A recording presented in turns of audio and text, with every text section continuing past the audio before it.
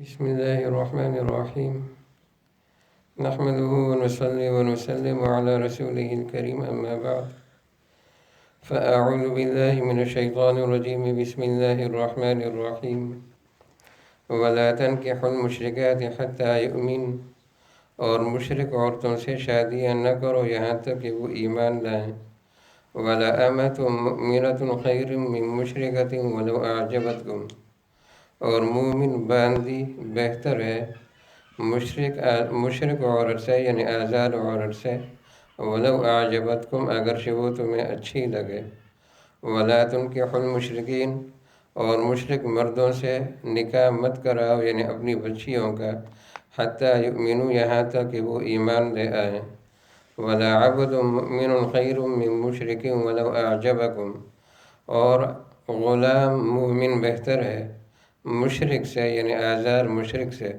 ولو اعجبکم، اگرچہ وہ تمہیں اچھا لگے. اولئک یدعون الی النار، وہ دعوت دیتے ہیں آگ کی طرف، یعنی دوزخ کی طرف. واللہ یدعو الی الجنۃ والمغفرۃ باذنہ، اور اللہ دعوت دیتا ہے جنت کی طرف اور مغفرت کی طرف اپنے حکم سے. ویبین آیاتہ للناس، اور وہ بیان کرتا ہے اپنی آیتیں، یعنی احکام لوگوں کے لیے. لعلہم یتذکرون، تاکہ وہ نصیحت حاصل کریں، اور تذکر یعنی نصیحت حاصل کریں. ولا تنکحوا المشرکات حتی یؤمن، نبی کریم صلی اللہ علیہ وسلم کے زمانے میں ظاہر ہے کہ مکہ مکرمہ میں یا اسلام تھا یا شرک تھا، یا مشرک لوگ تھے اور یا مسلمان لوگ تھے. تو ایسے موقع پر، اور خاندان دونوں کے ایک تھے، یعنی سب قریشی تھے. اوپر سے سب کا خاندان ایک تھا کہ سب قریشی تھے اور سب عرب تھے. یہی حال مدینہ منورہ میں شروع میں رہی کہ جب تک تمام انصار مسلمان نہیں ہوئے تھے. تو اوس اور خزرج یہ عرب خاندان ہیں، اور ان میں مشرک بھی تھے اور مسلمان بھی تھے. پھر اللہ نے ان سب کو اسلام کی توفیق دی. مکہ مکرمہ میں پورا اسلام اس وقت آیا جب کہ فتح مکہ ہوا، مکہ مکرمہ فتح ہوا. اس کے بعد پھر وہاں کوئی مشرک نہیں رہا، اور سب کے سب وہاں پر مسلمان ہو گئے. جن کی مقدر میں قتل تھا ان کو قتل کر دیا گیا، اور جن کی مقدر میں ہدایت تھی تو وہ سب کے سب پھر مسلمان ہو گئے. تو یہاں پر اللہ تبارک و تعالیٰ نے ایک اصولی طور پر ایک حکم بیان فرمایا کہ اگر تم نے کسی مشرک عورت سے شادی کرنی ہے اس کے حسن و جمال کی وجہ سے، تو ایسا نہ کرو. چاہے تمہیں اس کا حسن و جمال اچھا لگے، یا چاہے وہ حسب نسب کے اعتبار سے، مال کے اعتبار سے، کسی بھی اعتبار سے تمہیں اچھی لگے، ایسا نہ کرو. اسی طرح اگر تمہیں کوئی مشرک مرد نوجوان نظر آئے یا مرد نظر آ جائے، اور تم اپنی بچی، بہن، بیٹی کا شادی، اس کا نکاح اس سے کرانا چاہو، اور وہ مشرک ہو، یعنی وہ مرد، وہ نوجوان مشرک ہو، تو ایسا بھی نہ کرو. بلکہ ایک طرف اگر تمہیں آزاد عورت نہیں مل رہی بلکہ باندی مل رہی ہے، لونڈی مل رہی ہے، اور دوسری طرف آزاد مشرک عورت ہے جو حسب نسب کے اعتبار سے اور خوبصورتی کے لحاظ سے اس باندی سے بہت آگے ہے، لیکن وہ مومن نہیں ہے، وہ کافر اور مشرک ہے. تو ایسی صورت میں یہ باندی جو بظاہر تمہیں شکل کے اعتبار سے اچھی نہیں لگتی اور خاندان کے اعتبار سے وہ باندی ہے، اس پر غلامی کی تہمت ہے، اس اعتبار سے بھی تمہیں اچھی نہیں لگتی، لیکن چونکہ یہ مومن ہے تو لہٰذا اللہ کی نظر میں یہ مومن باندی اس آزاد مشرک عورت سے بہت بہتر ہے جو تمہیں اچھی لگ رہی ہے. اور جب اللہ کی نظر میں یہ بہتر ہو گئی تو پھر اللہ کی بہتری کو اور اللہ کی نظر کو اپناؤ اور اپنی نظر کو چھوڑ دو. اللہ تبارک و تعالیٰ تمہارے حق میں زیادہ بہتر سوچتا ہے. اسی طرح اگر تمہیں اپنی بچی کا یا اپنی بہن کا یا اپنے خاندان کی کسی بھی عورت کا رشتہ دینا ہے، اور سامنے دو رشتے ہیں، ایک رشتہ مشرک مرد کا ہے جو ہر اعتبار سے ہینڈسم ہے، خوبصورت ہے، نوجوان ہے، طاقتور ہے، مالدار ہے، سب کچھ ہے، لیکن ہے وہ مشرک. اور دوسری طرف مسلمانوں میں، آزاد مسلمانوں میں تمہیں کوئی رشتہ نہیں مل رہا، اور جو مل رہا ہے وہ ایک غلام کا مل رہا ہے، ظاہر ہے کہ اس پر غلامی کی تہمت ہے، اور وہ دوسرے کا غلام ہے، اس کی بھاگ دوڑ دوسرے کے ہاتھ میں ہے، اس کا مال اس کا نہیں، وہ اس کے مالک کا ہے، اور وہ خاندان کے لحاظ سے اس پر غلامی کی تہمت ہے، ہر لحاظ سے وہ کمزور ہے۔ دنیاوی لحاظ سے جو ترقی کی یا ترجیح کی وجوہات ہو سکتی ہیں ان میں وہ کمزور ہے، لیکن اس میں ایک کوالٹی ہے، ایک صفت ہے، اور وہ صفت یہ ہے کہ وہ مومن ہے۔ تو لہٰذا یہ مومن غلام جو ہے اس کو تم ترجیح دو، اور وہ آزاد مشرک مرد اس کو تم اس کے مقابلے میں ترجیح نہ دو، اس کو چھوڑ دو۔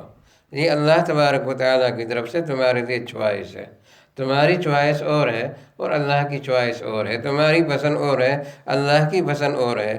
تم نے ظاہری دنیا کو دیکھا اور اللہ تبارک و تعالیٰ آخرت کو دیکھتا ہے۔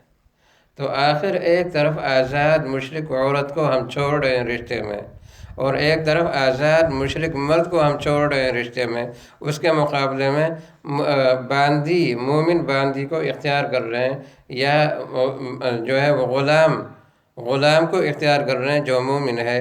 تو آخر اس میں فائدہ کیا ہے، اس میں بینیفٹ کیا ہے کہ اللہ تبارک و تعالیٰ اس کی اتنی تاکید فرما رہے ہیں۔ اللہ فرماتے ہیں کہ اس میں بینیفٹ یہ ہے اور اس کے اثرات یہ پڑیں گے کہ اولئک یدعون الی النار، یہ جو مشرک ہیں یہ تمہیں دوزخ کی آگ کی طرف لے جائیں گے، ان کے اثرات تم پر پڑیں گے۔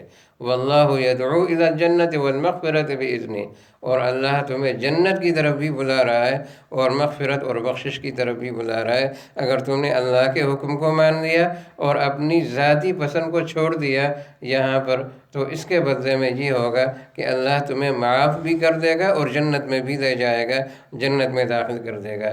لیکن اگر تم نے اللہ کی پسند کے مقابلے میں اپنی پسند کو ترجیح دی، کفر اور شرک کے ہوتے ہوئے ان کے ساتھ رشتے کیے، تو اس کا نتیجہ یہ ہوگا کہ جس کا رشتہ تم نے ان کے ساتھ کیا ہے وہ اس کو بھی کافر بنانے کی کوشش کرے گا یا کرے گی، اور جو ان کی نسلیں پیدا ہوں گی وہ ان نسلوں کو بھی کافر بنانے کی کوشش کریں گے، اور نتیجہ یہ ہوگا کہ وہ خود بھی دوزخ میں جائیں گے، اور تمہارے بچے یا تمہاری بچی اور جو ان کی نسلیں پیدا ہوئی ہیں وہ ان کو بھی دوزخ میں لے جانے کی کوشش کریں گے، اور وہ اس میں کامیاب ہو جائیں گے۔ یہ رشتہ، یہ امتحانی اس طرح کا۔ اس کی نقد مثال ہمارے سامنے کیا ہے؟ ہندوستان کے ایکٹریس، ہندوستان کے فلم اسٹار اکثر مسلمان ہیں، انہوں نے شادیاں ہندو لڑکیوں سے کی ہوئی ہیں، اکثر مسلمان ہیں، اور اکثر نے شادیاں کن سے کی ہیں؟ ہندو لڑکیوں سے کی ہیں، اور ان کی جو نسلیں پیدا ہوئی ہیں ان میں شاید کوئی بھی مسلمان نہیں۔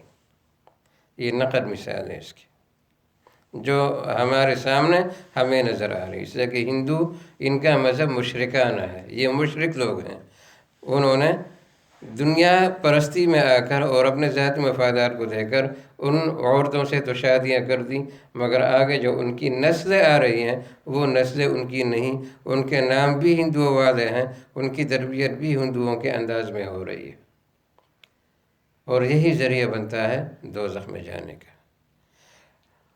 اہل کتاب سے شادی کی قرآن نے اجازت دی ہے،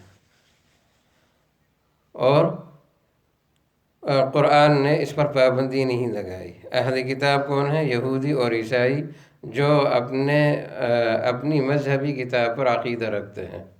وہ یہودی اور عیسائی جو اپنی مذہبی کتاب پر عقیدہ رکھتے ہیں اور اس کو صحیح مانتے ہیں، اور وہ اپنے مذہب کو اپنی کتاب کے مطابق، چاہے اس میں تحریف ہوئی ہے لیکن اپنے مذہب کے مطابق اس کو وہ ٹھیک مانتے ہیں، تو اس طرح کے اہل کتاب عورتوں سے اسلام نے اجازت دی ہے شادی کی، لیکن اہل کتاب مردوں سے پھر بھی اپنی عورتوں کے رشتے کی اجازت نہیں دی ہے۔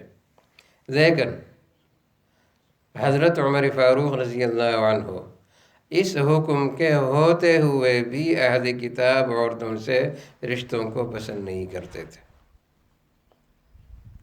اللہ کا حکم تھا، وہ فرمایا کرتے تھے کہ چونکہ قرآن میں اللہ نے اجازت دی ہے اس وجہ سے میں روکتا نہیں، لیکن اس کے اثرات بہت دور پڑیں گے، اس کے اثرات نسلوں پر پڑیں گے، اور نسلیں تمہارے ہاتھ سے نکل جائیں گی۔ تو چونکہ پابندی نہیں تھی تو وہ سختی نہیں کرتے تھے، لیکن وہ اس کو پسند نہیں کرتے تھے اور اپنے طور پر اس سے روکنے کی کوشش کرتے تھے۔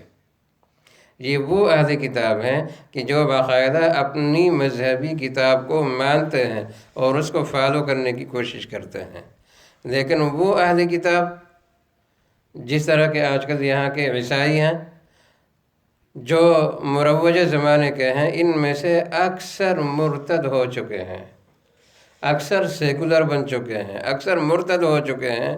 یہ اپنے مذہب کو جانتے تک نہیں، یہ اپنے چرچ سے واقف تک نہیں۔ یہاں کی نئی نسل اپنے مذہب سے کٹ چکی ہے اور اپنے مذہب سے بیزار ہو چکی ہے، یہ مرتد ہو چکی ہے۔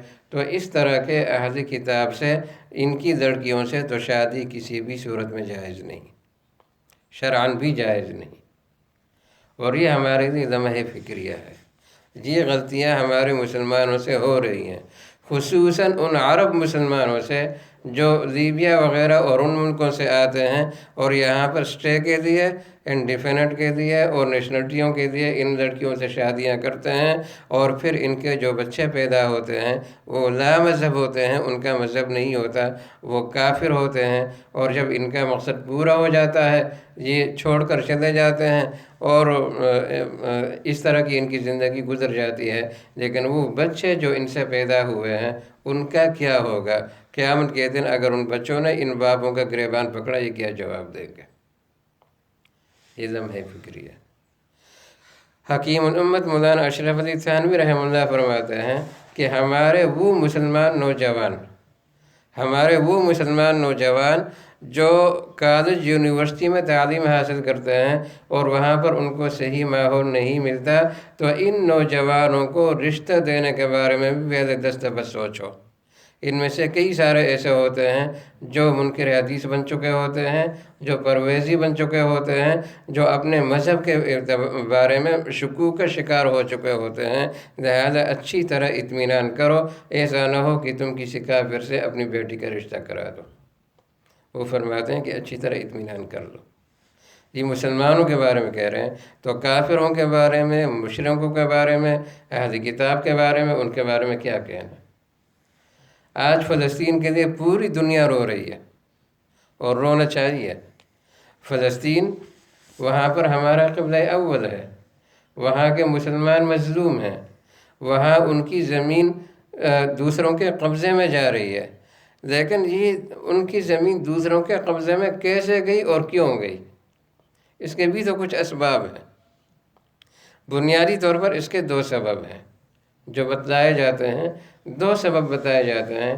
ایک سبب یہ بتایا جاتا ہے کہ وہاں کے جو دوسرے مذہب والے ہیں انہوں نے فلسطین کے مسلمانوں سے ان کی زمینوں کو قیمتیں بڑھا کر خریدا اور انہوں نے اپنی زمینیں ان کو بیچی۔ اب اگر میں اپنی زمین کسی کافر کو بیچتا ہوں اور وہ خریدتا ہے اور وہاں پر وہ اپنا مکان بناتا ہے، تو پھر دوسرے مسلمانوں کو اعتراض کا کیا حق حاصل ہے؟ غلطی تو میری ہے کہ میں نے اس کافر کو زمین کیوں بیچی؟ ایک کام انہوں نے یہ کیا، اور دوسرا کام انہوں نے یہ کیا کہ ان غیر مسلموں نے اپنی بچیوں کو ان کے گھروں میں بھیج دیا۔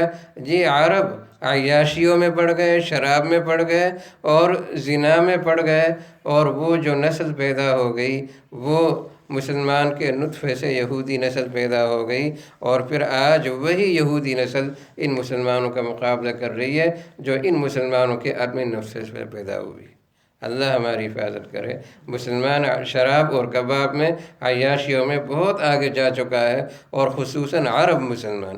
آج بھی اگر عرب مسلمان جاگ جائے اور وہ اپنے مذہب کی طرف واپس آ جائے اور ان دو چیزوں کو، ان نحوستوں کو اگر وہ چھوڑ دے، تو دنیا میں وہ قائد بنے گا، وہ لیڈر بنے گا، اور دنیا میں مسلمان پھر بہت آگے جا سکتے ہیں۔ ان کو اپنی عظمت رفتہ دوبارہ مل سکتی ہے، اپنی پچھلی عزتیں ان کو دوبارہ مل سکتی ہیں۔ تو یہاں پر قرآن میں اللہ تبارک و تعالیٰ نے جو کچھ فرمایا، اب ان ملکوں میں رہتے ہوئے ہمیں اس کے ایک ایک لفظ پر غور کرنے کی اور عمل کرنے کی بہت زیادہ ضرورت ہے۔ اللہ عمل کی توفیق عطا فرمائے۔ وآخر دعوانا الحمدللہ۔